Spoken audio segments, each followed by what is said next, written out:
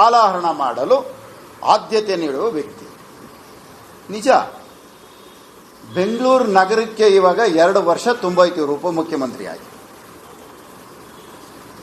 ಏನು ಸಾಧನೆ ಮಾಡಿದ್ದಾರೆ, ಏನು ಕೊಡುಗೆ ಕೊಟ್ಟಿದ್ದಾರೆ? ಇವರು ಸಾಧನೆ ಕೊಡುಗೆ 2 ವರ್ಷದ ಒಂದು ಪಟ್ಟಿ ಬಿಡುಗಡೆ ಮಾಡಿ. ನಾನು ಉಪಮುಖ್ಯಮಂತ್ರಿ ಡಿ ಕೆ ಶಿವಕುಮಾರ್ ಈ ಒಂದು ಕಾಮಗಾರಿನ DPR ಮಾಡಿದ ನಾನು, ಅಂದಾಜು ಪಟ್ಟಿ ಮಾಡಿಸಿದ ನಾನು, ಇವತ್ತು ಈ ಕಾಮಗಾರಿನ ಪ್ರಾರಂಭ ಮಾಡಿದ್ದೀನಿ ಅಂತೇಳಿ ಸಾಕು.